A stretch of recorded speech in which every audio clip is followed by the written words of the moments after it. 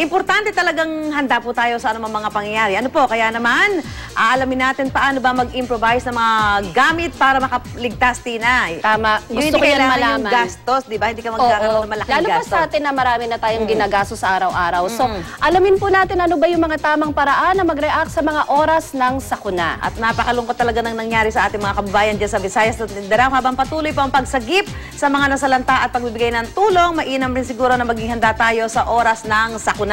Kaya Susan, alam mo, makakasama natin ngayong umaga si Jerry Carual, ang Pangulo ng Search and Rescue Unit Foundation Incorporated. Grupo po sila ng volunteers na nangunguna sa training sa disaster preparedness at awareness. Good morning, Jerry. Morning, Jerry. Matagal ko na itong kilala, Susan. Si Jerry, magaling na photographer yan. Kung saan-saan na tayong coverage nakita, Jerry. At ngayon, ikaw ba yung nag-iba na ng linya?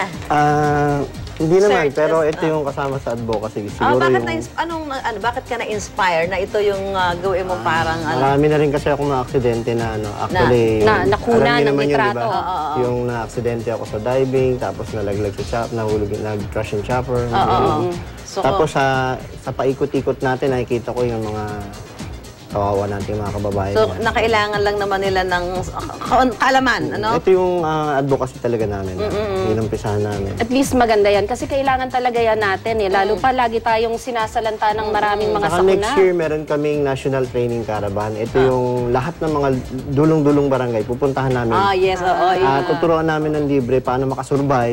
Kasi parang hindi sila dependent doon sa mga search and rescue teams na parang on their own, alam nilang i-stage yung sarili nila. Teka muna, Jerry, ano ba yung mga dapat tandaan ng mga tao kapag may sakuna? Alam mo, gaya nitong nangyari na ito sa Mindanao dahil sa pananalasa ng bagyong si Pablo. Ano ba yung mga dapat nilang tandaan? Pinakauna, dapat ma-identify natin yung hazard mismo. Okay. Kung malapit ka sa tubig, kalaban mo yung tubig. Kung malapit ka sa bundok, kalaban mo landslide. Fault line.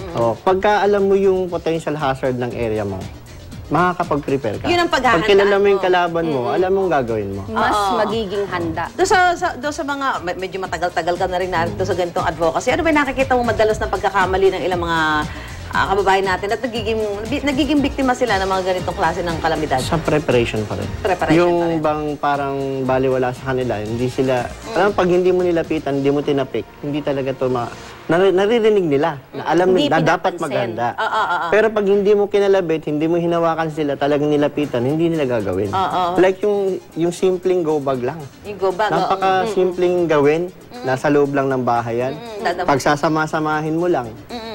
Diba? Dadamputin mo kahit anong oras sa Bulacan, yung team namin sa Bulacan, ang ginawa nila, 1.5 liters na soft drinks na bakante, nilagay sa sako. So meron na silang automatic flotation device. 20 na gano'n na empty bottle. Nalagay mo sa isang sako? Sa sako, tapos i-lock mo lang siya.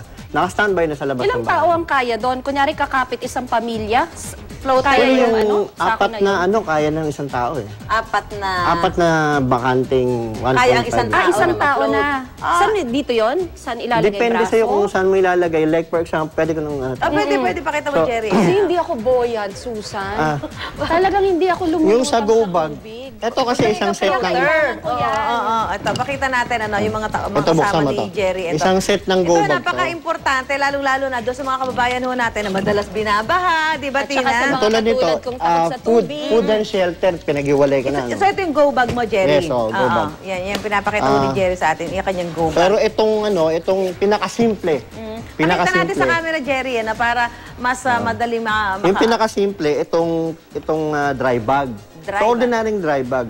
Pero ang laman niya, ito, nasa bahay, eranola.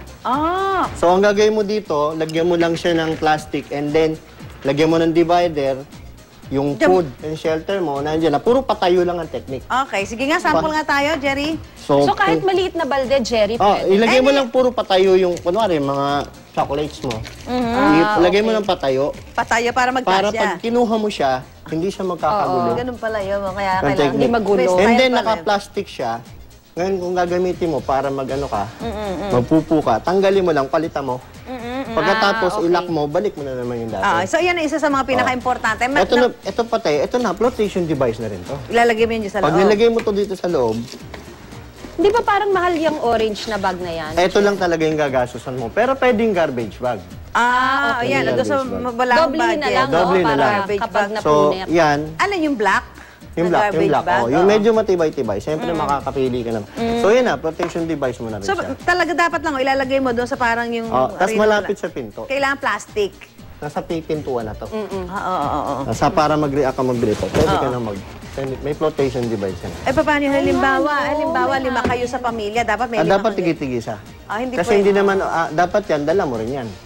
Tigi-tigi Like sa kayo. nasa sakyan or nasa office. Itong ganyan, Jerry, pwede mong gamitin sa may lindol, bagyo. Tapos may mga replacement doon sa mga standard na ginagamit. Like paano ka magtutuwalya? Di ba? So, pwede mong palitan ng diaper. Ang diaper, isang ligo, isang diaper. Ayan ang magiging tuwalya Ito mo. na magiging tuwalya mo. Ayan, So, tatlo purpose niya. Pwede rin malaking injury, lagay mo dyan. Kaya kung maliit na injury, pwede yung napkin. Ano yung napkin nyo? Yung sanitary? Yung sanitary napkin. Yan baka. Ngayon, matuto. So, pwede yun, pwedeng gamitin. Kasi kung maliit lang yung sugat, di ba? Kung maliit lang yung sugat, pwede yan. Buwan-buwan meron. Kung malaki sugat, kung may tama din. Kung saan nasa ng sugat, doon mo lang. Yan, mabuti yan, Jerry. Ikaw na mismo nagsasabi niya, baka akala ng mga lalaki, ay, ba't kayo meron yan? Malinis Importante pala to. meron din Malinis kayo. to malinis to. Kaya di ba? nga. Alam mo ang hassle, kunyari, Jerry, paano kung may sanggol? Sanggol, Kailangan ang ng- gagamitin ng natin, dede. kasi ang problema Tubig. nun, dede, di Oo, ba? dede. Oo. Oo. So, ang replacement mo doon sa dede niya is, eto, dextrose powder. Ha? So, Dadalhin mo yun titimplahin dapat. mo lang to. Sa tubig? Titimplahin mo. Pwedeng gatas yan ng Oh, mga bata? wag lang siyang Ay, ma-dehydrate, di ba? dextrose. Pero ang tanong, saan mo ilalagay? Oo, isa mo So, siya. ilalagay mo sa, malaki lang ng konti sa hotdog. Ilalagay mo sa, dito, Yan. Ano yan? condom. Diyan siya dede. Dito mo ilalagay. O talaga yung mga nakikita natin, Diba? mga Wala gagamit. bang chemicals yan? Hindi, di sana may namatay. Hindi ko alam. Hindi, pero siyempre hindi naman tayo. Hindi. Teka lang. At saka ano to, Teka lang. Medyo censored yata Yes, yung usapan yes, niyo, yes, di ba? yes. Teka lang. Hindi, So, pero yan. nagamit talaga 2 liters of water inside sack. Pwede mo yung gamiting dodo ng bata. Pwede. Yung Tapos malaki yung na dulo, po- bubutasan mo. Tapos Igugupitin mo lang ng pag ganon. dun siya sisipsip. Ang kagandahan nga, may mga flavors. So, pag gumanon yung bata, Hindi kaya. pag gumanon yung bata, okay sa Ayos! kanya yung flavor. Ito. Hindi, actually, talagang ina-apply na talaga. Ginagamit na rin. talaga. Survival Tapos yung mga talaga ganito, ito, tatakpan ko yung brand. Kung hindi iyo, wala ba? Antibacterial yan, pang spread mo dun sa, Itong- sa area kung na mapakita yung hihiga. brand. Oo, sa hihigaan Oo, mo. mga singilin tayo. Oo nga. Antibacterial Parang yan. may shampoo ka pa dyan. Ngayon, ah. eto, Kasama Jerry. na, kikay kit to eh. In tubig, Kikay kit. Isama mo lang yung off lotion, Toothbrush, off lotion and anti-mosquito. burn ointment at saka yung gamot sa alipungan. Hindi ba yung toothpaste, pwede yun sa burn? No, hindi. Ay, hindi. Sabi lang yun eh. Tubig lang, Sabi tubig lang. Tubig. Pero sa tubig, halimbawa, Saka yung wet towel. naubusan ka ng malinis na tubig, yun na bottled water, Ah, no? meron- Ano ngayon meron- ang panlinis mo doon sa Hindi, tubig meron na tayong pang-purify? invented ng Pilipino na ito yung brand niya, no? Oo. Nabili Drinking Drinking water water disinfectant. disinfectant. Pero meron din tayo nito. Mahal ba yan? Ito mura to. Yan, mura Pero yan. ito mahal to. Ano yan? Filter, life straw. So iyan, forever Ito na siyang pwedeng pwedeng direkta ka gamitin nang iinom. Gagano mo lang. Doon sa flood water. Ha? Sa Flood flood water? water? Direkta na to. Patingin nga. Parang Magkano kahit sa to? Pasig. Mga more or less mga 2,000 O, yan. yan ang pag-iipunan natin. Ayun, kasi ito Filter yung dyan. filter. 3,000 gallons. Pwede mo palang gawin. 3,000 gallons. Ano, 30 Tapos bibili ka gallons. na lang ng filter sa loob. No, hindi Papalitan na. mo. Hindi Yan na na. yan, as is, yan na yan. Hanggang 30 gallons. Tapos napadaan ka sa Pasig River, pwede ka nang uminom Pwede, doon? pwede. Sample mo nga, Chris, ito. Oo nga. May dala ka bang Pasig Ito River naman water yung dyan? pang-disinfect naman. ng Yes. tubig. So, ito pinaka, Ito pang mix. parang mas practical Yan, magkano ito. naman yan? 150 lang to. 150. mura. Pero itong Mostly yan ang life ginagamit straw, niyan. Saka ito may expiration siguro Oo, to. O, di ba? siguro. Ito at least pwede pero na. ito, yan o. Tapos yung yung mga, syempre kailangan mo initin, di ba? Mga bago itong Kailangan mo pinapakita initin. mo. Oo. Ito, di ba? Oo, pakita yung brand. Di ba? Mga Oo. ito. Oo. Lalagyan mo lang nung loob ng diaper, meron ka ng 3 minutes ka lang. Gano'n? Kasi ang technique dyan, pag nilatag mo, kailangan tumakbo, mabilis mo ring makukuha. Oo. Hindi pwede kang magtagal dun sa area. So, sa mga evacuation center, kailangan mabilisan yan. Ang dami palang dapat ilagay doon sa sa mga... Pero ang laman lang niya is 5 lang. Fire making capability, signaling device, food and shelter, first aid kit, and medicine kit. Magkahiwala yun. yung medicine, importante Kasi yung medicine, yung mga nagme-medication, tsaka you have to consider elder, infant, pregnant, and PWD. So, yung apat na yan dapat Kailangan consider. Kung may kasama tayo sa bahay, yan. hindi, kung may kasama tayo sa bahay doon sa apat na mga binanggit mo, meron Kailangan kang may baby, specific kang gagawin. meron kang nakalaan para Tsaka sa may kanila. specific na bag din for them. For them. Nakalagay sa team leader yon. Kasi hindi pwedeng may go Sa bag team ka. leader. Hindi ibig sabihin may go bag ka, ligtas ka na. Kailangan pinaplano yan. Sinong unang kakain? Anong kakainin? Gaano karami? Sinong huling kakain? So may rules din siya. So importante din yung mga... Importante rin, pare-pareho yung uniform yung bawat go bag. Para pag kinapa mo, alam mo kung nasa yung whistle. Yung flashlight, isa lang ang position. Whistle, flashlight. Ang nasa katawan na required is whistle, flashlight, at saka yung multi-tool. Multi-tool. Yeah, importante yung Yung tatlo na multi-tool. yan. So, siyempre, kung may backup ka, maganda. Katulad nito, may backup pa. Ano ba yan? Whistle din to eh. Pero kala mo bracelet Pero, lang. 1 inch, 1 foot. Magkano yung ganyan? Ito, mga 400 plus. Pwede, dapat yata magganyan na tayo. Ano to eh, siyempre, para cord yan. Matibay na rope yan. Na cord. Sige Hindi nga, siya tanggalin mo madaling nga. matatanggal. Ano ba, parang Pag bracelet tinanggal to, lang. hindi ko na mababalik. Hindi, ibig ko Hindi sabihin. pa, emergency, tatanggalin mo kasi naka-lock lang naman yan. Pero ano yan, pwede mo magamit pantali. Pwede. Ito Pero na, ayun yung talagang purpose. Pero niya. pag suot mo siya, para lang siya Bracelet bracelet. lang siya. So, double purpose, Tapos may pangtali whistle na din siya, whistle. backup whistle. Hindi ba mahal? 400 yan? Oh, kasi Pwede medyo na yan. matibay Pag-ipunan yung na ano, natin matibay yung ano yung... yun. Yan, yung kung may mga Kunyari, kailangan. accessory na lang pag walang sakuna. Pwede, hindi sa Hindi kasi, uso naman yung mga oo ganyan. eh, mukhang naka-bracelet ka lang talaga eh. Naka-bracelet ka lang eh, no? Oo, ang ganda. Para ka lang susugod lagi sa gera. Yung Ano? ibang gamit namin dito pang rescue na talaga. Ito mga more on rescue. Yung ano, alam mong nagiging problema doon sa part ng mga rescuer naman, no? Bigyan ko lang.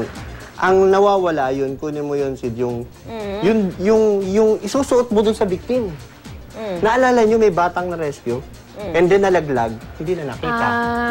So dapat, hindi lang yung mismong rescuer, dapat may nakaabang doon sa i-rescue. May nakaabang na ganyan, PFD, at meron ding nakaabang na helmet. Tapos yun yung mga rescue, yung mga rescue tube kasama. Ito naman, kung unang nawawala, communication, di ba? Oo, Meron yan, kaming oo. portable repeater system dito. Ito, Pero masyadong high-tech na yan, more on Jen. ano na. rescue na yan. Kasi ang no? unang sabi sa akin, mga gadget daw sa Oo nga, rescue. tama. Like ito. Ito, pag kahit mawalan ka ng kuryente, meron akong charger sa Ano cellphone. tawag dyan?